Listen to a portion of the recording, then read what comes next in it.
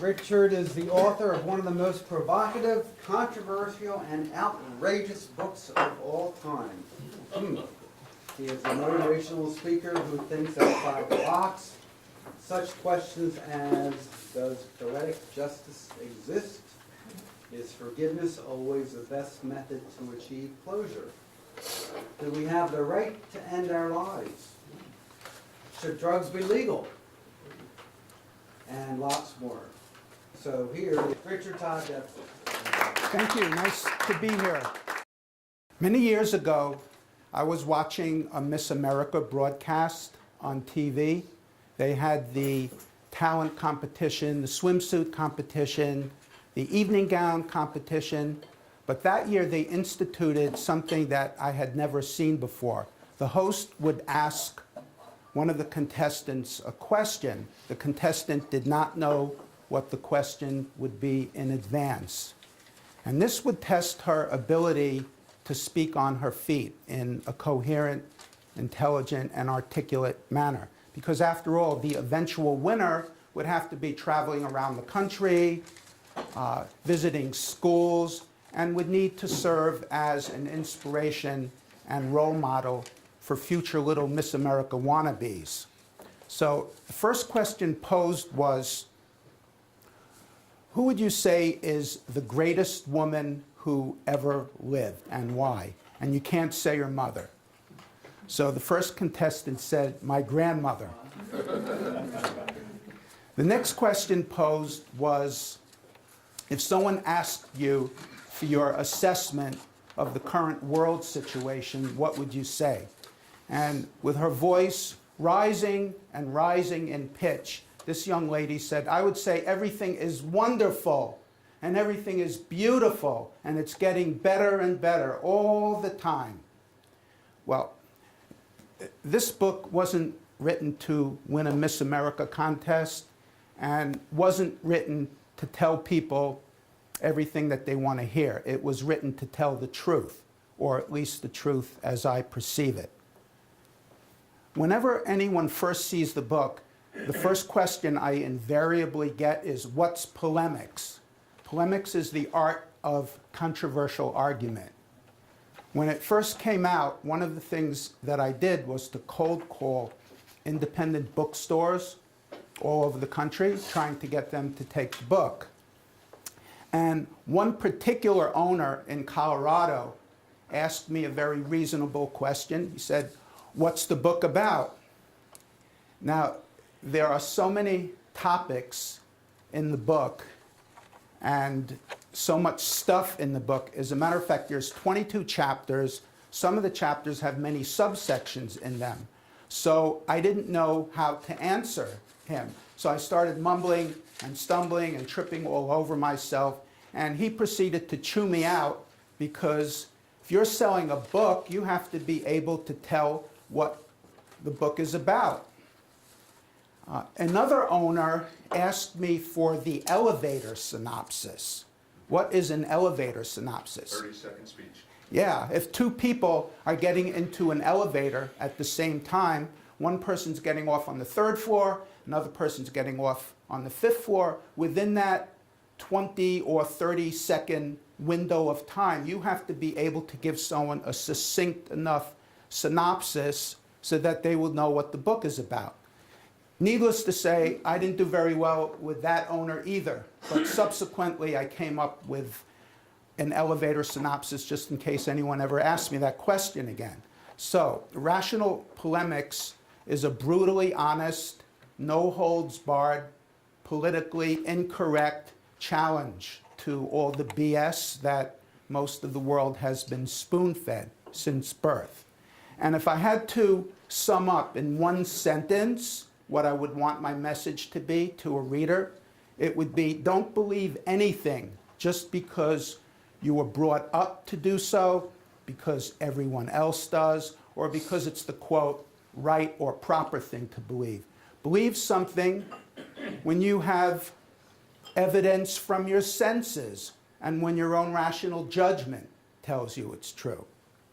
The book was not written to have everyone agree with all or even some of my opinions, and ideas. It was written to provide a lot of food for thought, to ask vitally important questions, to encourage people to consider alternative viewpoints, to think, and then to make up their own minds.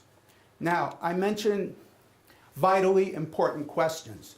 Sometimes asking the right questions is just as, if not more important than determining the, quote, right answers, because sometimes there are no right answers. And sometimes there are answers, but there's no way of us knowing what those answers are.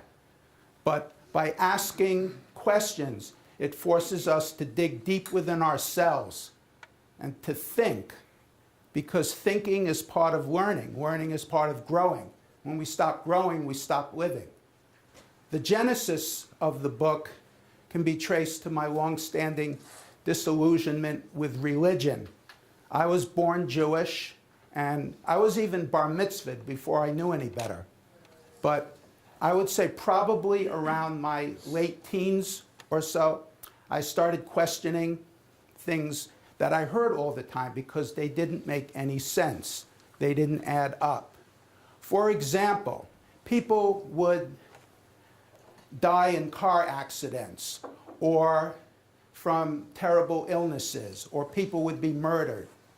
And if I asked why God didn't save these people, I would be told that God does not interfere in the course of everyday life occurrences. But then when there'd be a terrible car crash and someone would escape with just a couple of scratches, or someone would seemingly miraculously recover from a serious illness, what did I then hear? Thank God. God answered your prayers. God was watching over you.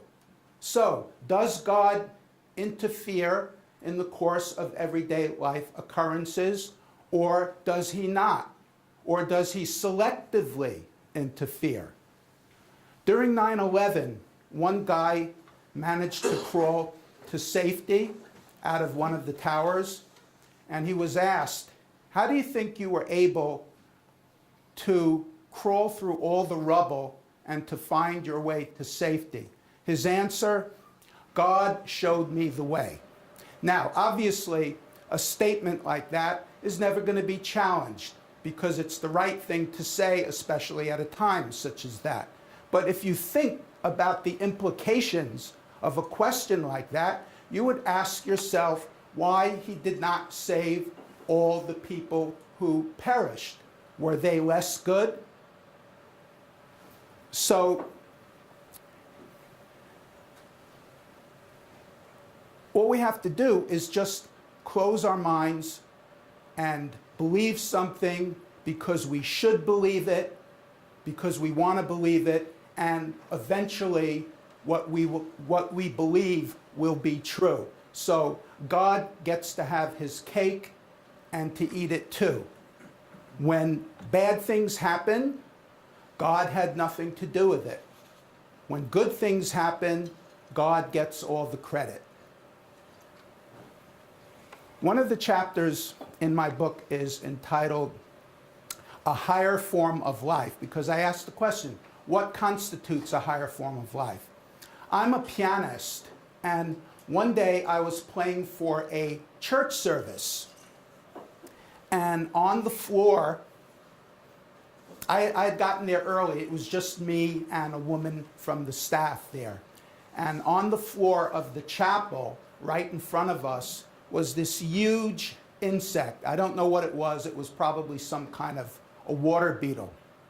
And immediately upon seeing this insect, the woman shrieked, "A creepy crawly," and proceeded to commit a socially acceptable form of murder by stamping out its life. A few feet away from us was a door leading to the outside. A piece of paper could have been put underneath the insect, and it could have been safely and expeditiously put into its own environment. But apparently, it had no business being in a house of God, who created it.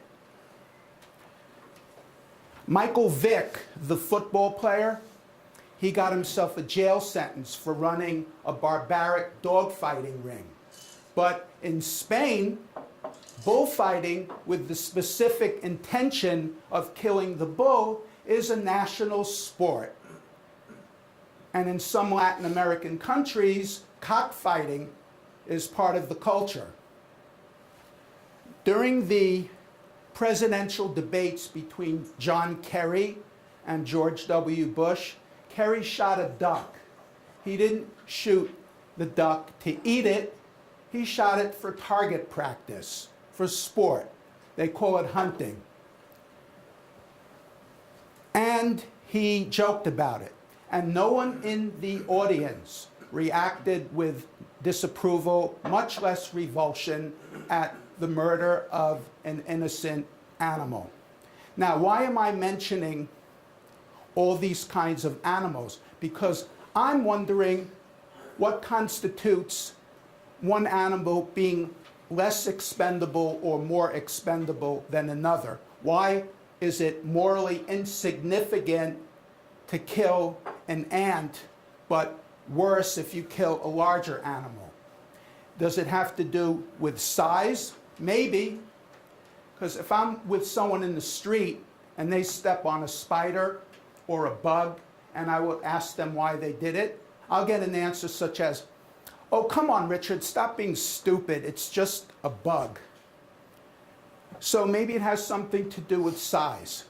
Or maybe it has something to do with anatomical complexity, specifically brain complexity. Therefore, the animal would be more intelligent. Dolphins are extremely intelligent mammals. Seeing eye dogs are very intelligent. They provide invaluable services. Wouldn't a dolphin or a seeing eye dog be more intelligent than a severely brain damaged person who is a higher form of life? Oh, the person is. Why? Because he's human. Okay? What about evil people? Where do they fit into the equation?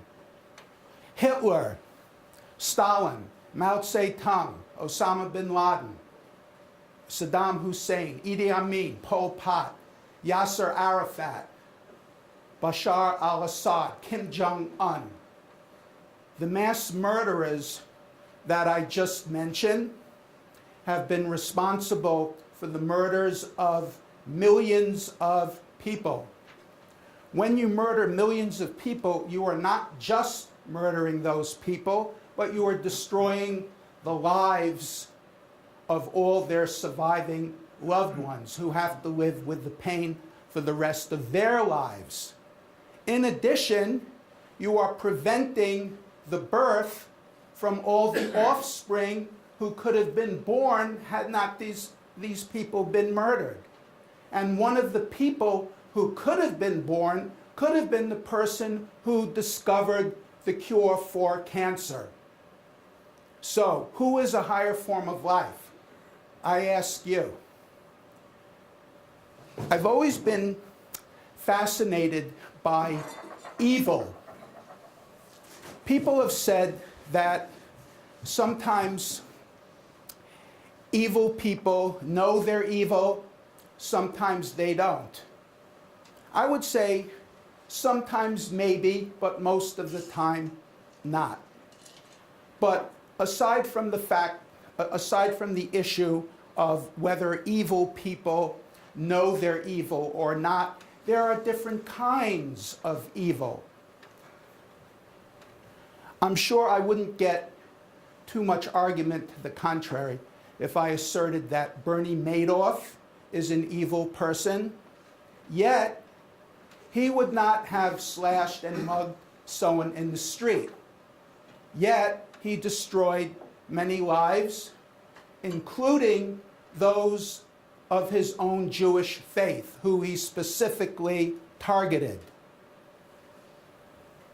So I looked up the word in the dictionary to see what they had to say.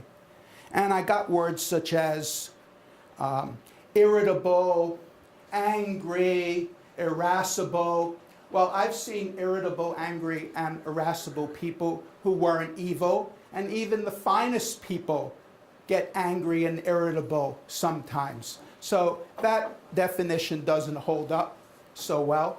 You know, the problem with these definitions is if you're going to define something with adjectives, you have to be able to objectively define those adjectives. Another definition that I got was causing harm and destruction. Well, mudslides, earthquakes, tornadoes, tsunamis, they cause harm and destruction.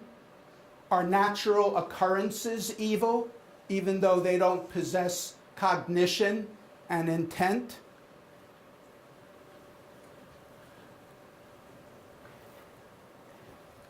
But when I got to the issue of obscenity, that's even more difficult to define because everybody has their own definition as to what it is. And different countries and cultures, what one country considers obscene, another wouldn't. For example, if you wear a string bikini in Saudi Arabia, that's a capital offense. On the beaches of Rio de Janeiro, it's the norm.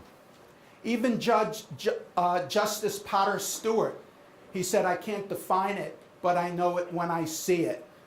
So I looked that word up in the dictionary, and I got definitions such as lewd, lascivious, offensive to the average person. What's an average person?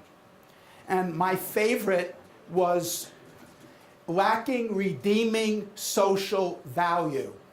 Now, I am sure that if someone frequents the opera, the symphony, the ballet, reads the great works of literature, goes to lectures on philosophy, goes to the great museums all over the world to see the great works of art, he is probably giving himself a more cultural and educational experience than someone who spends his time playing bingo.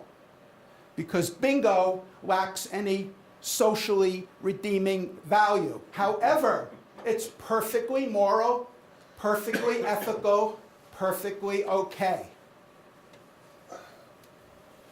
During, do you know what gynecomastia is? Man boobs. That means that a man afflicted with this condition can have larger breasts than a flat-chested woman. But if a man walked around topless in Grand Central Station or down Fifth Avenue, it would be okay. If a flat-chested woman walked around topless in Grand Central Station or down Fifth Avenue, it wouldn't be okay. Why not? Because she's a woman. During the 2004 Super Bowl, during halftime, Janet Jackson was performing and she had a quote-unquote wardrobe malfunction and one of her breasts were exposed. Oh, how terrible, how scandalous. Millions of people all over the world, including impressionable young children, saw a human breast. I've seen the breasts of Australian Aborigine women on Channel 13 public television.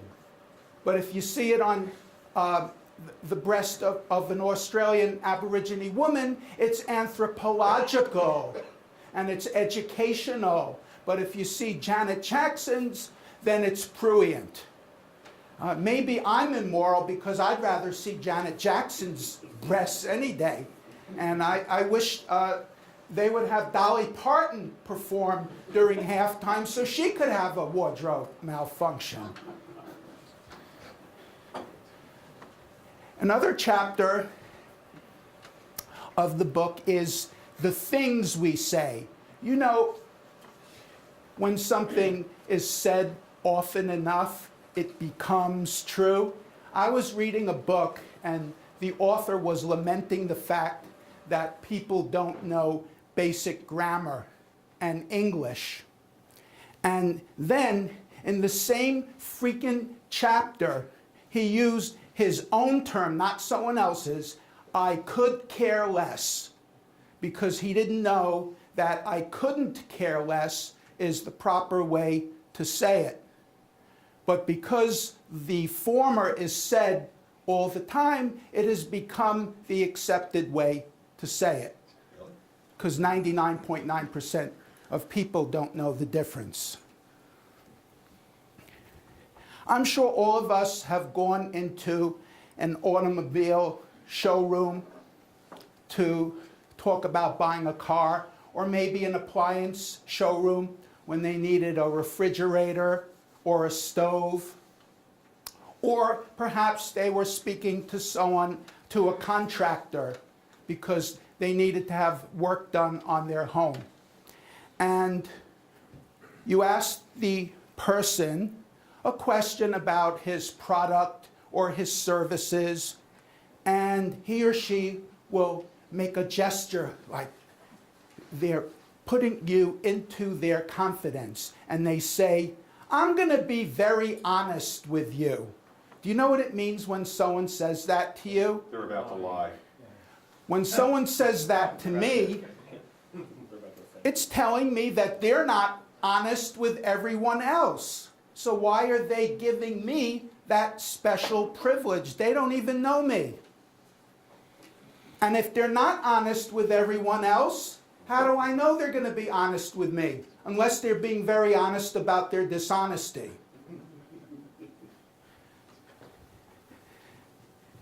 Another chapter is the law of averages. We've all heard the saying, if at first you don't succeed, try again.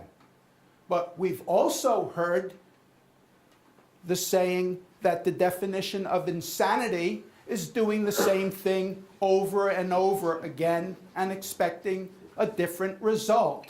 How do you reconcile the two statements? That's what I explore in this chapter. You need a lot more information before making a declaration such as this. It depends on a lot of variables. I'll just give you one example. And this is not original to me. I've seen the same concept in other books and sources before. A man wants to meet a beautiful woman to date.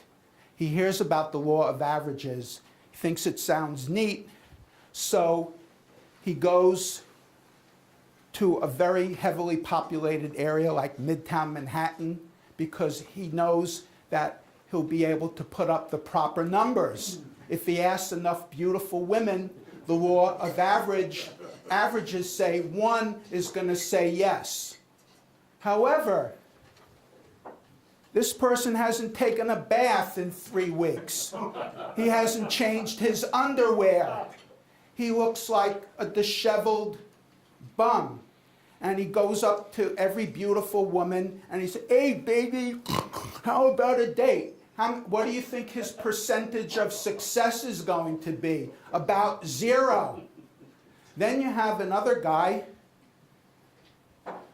who knows he's going to get massive rejection, but he's willing to put up the numbers. He buys an Armani suit. He wears Marc Jacobs cologne. He gets an expensive hairstyling. No detail is too insignificant.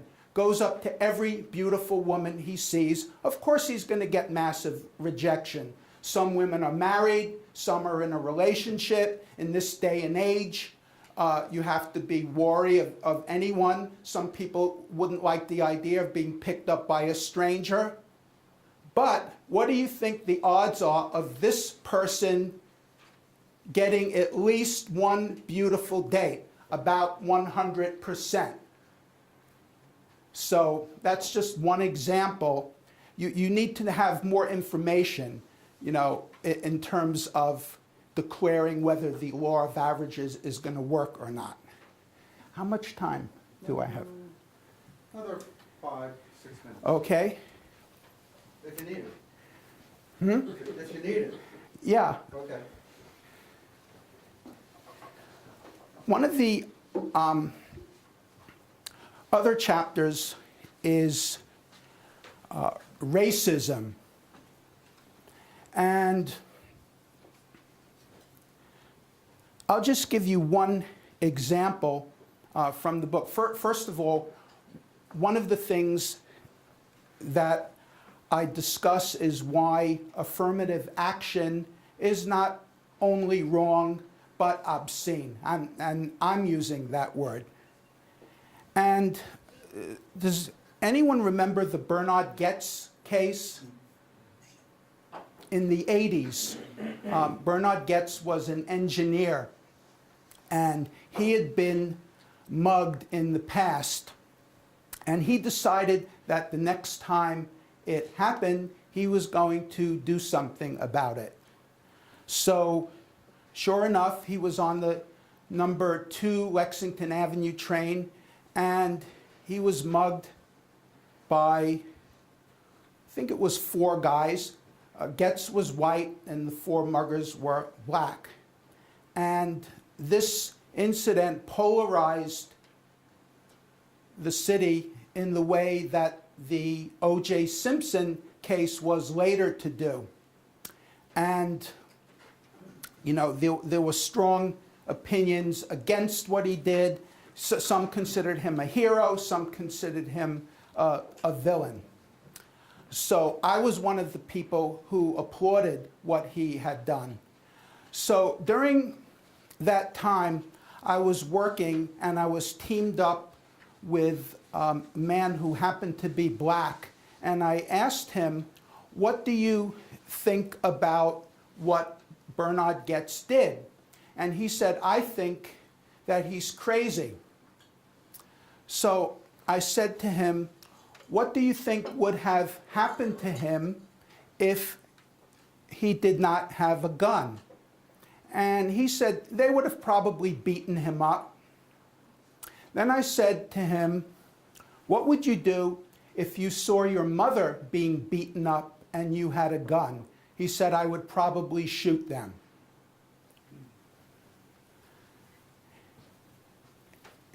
Now, another chapter in the book is,